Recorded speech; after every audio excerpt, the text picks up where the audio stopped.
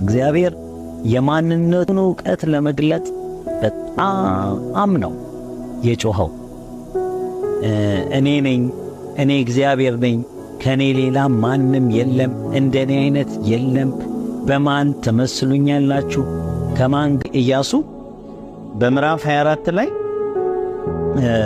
እግዚአብሔርን ስለመተው ሲናገር እግዚአብሔርን ትታችሁ ሌሎችን አማልክት ምታመልኩ ከሆነ ነው ቢላቸው። እስቲ እናንተ አለ ምትሉት ይነሳ፣ አለሁኝ ይበል፣ ሰፈሩን አሳዩኝ፣ መኖሪያውን አሳዩኝ፣ እኔ ማንንም አላውቅም። እንግዲህ የቄስ ኤልያስ ሽባባው መልእክት ሰምታችኋል። እኚህ ሰው በሐዋርያት ቤተክርስቲያን ቄስ ናቸው፣ ሎሬት ናቸው፣ የእምነት ጠባቂ ተብለው ተሾመዋል። ግን የሰበኩት ስብከት ምንድን ነው? ከብሉይ ኪዳን መጽሐፍ፣ ከኢሳያስ መጽሐፍ፣ ከኢያሱ መጽሐፍ፣ ከነገሥት መጽሐፍ ላይ እግዚአብሔር አንድ ነው የሚለው ያው የዘወትር ንግግራቸው ነው። ምንም አዲስ ነገር አልነገሩንም። አንድ ነው የሚለው በጣም በፈገግታ በጣም በማጣጣል ሲናገሩ ሰምቻቸዋለሁ። እኔም እናንተም ያው እየሰማችሁ ነው። ግን መጽሐፍ ቅዱስ ምን ይላል? ለመሆኑ አንድ ሰው ጫማ ሊገዛ ወደ ጫማ ሱቅ ሄዶ ከለር መርጦ ቁጥር መርጦ ለክቶ አንድ እግር ብቻ ከተሰጠው እሺ ብሎ ይዞ ይሄዳል? አይሄድም። አሁን የእሳቸው ስብከት እንዴት ነው ያየኸው ቄስ ኃይሉ ብላችሁ ብትጠይቁኝ ግማሽ ስብከት ነው። ይሄ ሙሉ ስብከት አይደለም። እንዲህ አይነት ስብከት ከሳቸው ደግሞ አይጠበቅም። ምክንያቱም የእምነት ጠባቂ ናቸዋ፣ ትልቅ ስፍራ ያሉ ሎሬት የተባሉ ሰው ናቸዋ። እንዴት በብሉይ ኪዳን ብቻ ይመሰርታሉ እምነት? ብሉይ ኪዳን እኮ አዲስ ኪዳንን የሚያሳየን መስታወት ነው። ስለዚህ አዲስ ኪዳን ምን ይላል? በእውነት እሳቸው እንዳሉት ነው ወይስ በአዲስ ኪዳን ሌላ ነገር ይነግረናል? እስቲ እኔ ልናገር ስል ቃሉ ይናገር፣ እኔ መናገር አልችልም። መጽሐፍ ቅዱስ ምን ይላል?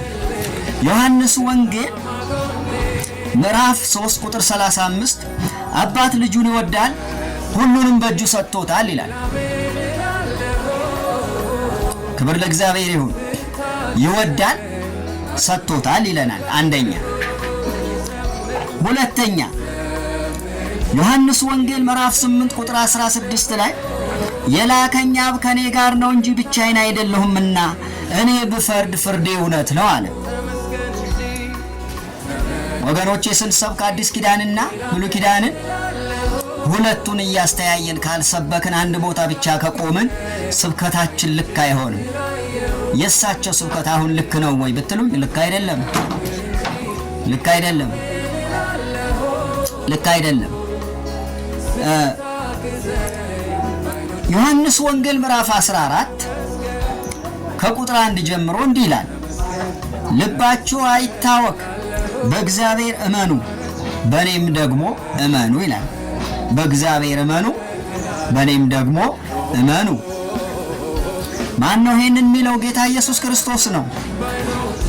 እሳቸው ግን ለእምነታቸው የሚመቸው፣ ለስሜታቸው የሚመቸው፣ ለስልጣናቸው የሚመቸው እንደ እሳቸው አይነት ኑፋቄ ለሚሰውኩ አገልጋዮቻቸው የሚመቸው አንድ ነው አንድ ነው አንድ ነው ብለዋል። ኧረ ሰይጣንም አንድ ነው ይላል። ይሄ ምን አያስገርምም? አንድ ነው። ግን በአዲስ ኪዳን ምን ተባለ? እኔ እንደማነበው ለምን አያነቡም አዲስ ኪዳን መጥተው? ምክንያቱም የሐዋርያት ቤተክርስቲያን አገልጋዮች አዲስ ኪዳንን ይፈራሉ። አዲስ ኪዳን ይፈራሉ። ቁጥር 6 እንዲህ ይላል፣ 14:6 ማለቴ ነው። ኢየሱስም እኔ መንገድ እውነት ሕይወትም ነኝ፣ በእኔ በቀር ወደ አብ የሚመጣ የለም አለ። አሁንም በእኔ በቀር ወደ አብ የሚመጣ የለም አለን እንጂ አብ የለም፣ ወልድ የለም፣ መንፈስ ቅዱስ የለም አይደለም። እሳቸው እንደተነጋገሩት እንደሰበኩት ወይም እንዳስተማሩት አንዱ እግዚአብሔር ብቻ። የትኛው እግዚአብሔር? የሰባሌዎሱ እግዚአብሔር ከሆነ ልክ ነው። የመጽሐፍ ቅዱሱ እግዚአብሔር የሚሰብኩ ከሆነ ቄስ ኤልያስ ልክ አይደለም። ልክ አይደሉም። ልክ አይደሉም። አሁን በድሮ ዘመን እኮ አይደለም ያላችሁት። ያኔ ተደብቃችሁ ነበር አንድ ነው የምትሉት። አሁን አደባባይ አውጥቶ የሚያሰጧችሁ አገልጋዮች ተነስተዋል ከየሀገሩ፣ ከምስራቅ፣ ከምዕራብ፣ ከሰሜን፣ ከደቡብ፣ ከውጭ ሀገር ትውልዱ እየተነሳ ነው። ትውልዱ እየነቃ ነው አይምሰላችሁ። አንደኛ ዮሐንስ ምዕራፍ 2 ቁጥር 22 እንዲህ ይላል፣ ክርስቶስ አይደለም ብሎ ኢየሱስን ከሚክድ በቀር ውሸተኛ ማን ነው? አብንና ወልድን የሚክድ የክርስቶስ ተቃዋሚ ነው። እርሱ እኮ አሁን አብንና ወልድ እየካዱ ነው። ስለዚህ የክርስቶስ ተቃዋሚ እንጂ የእምነት ጠባቂ ብዬ ልጠራዎት አልችልም። ሶሪ አልችልም። ይሄ መጽሐፍ እርሶን አይደግፎትም። የክርስቶስ ተቃዋሚ እያሉት ነው። ምንድነው መልሶ? ለዚህ ምን ብለው ሊመልሱልን ነው? አሁን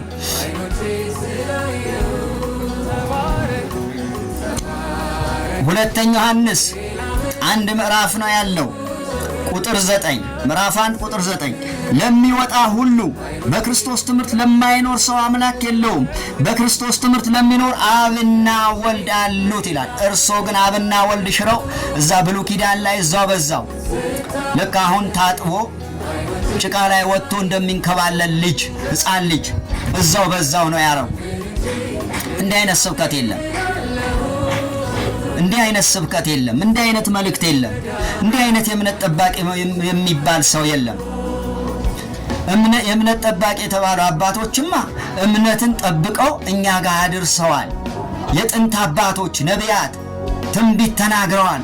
ሐዋርያት በተግባር ሰብከዋል።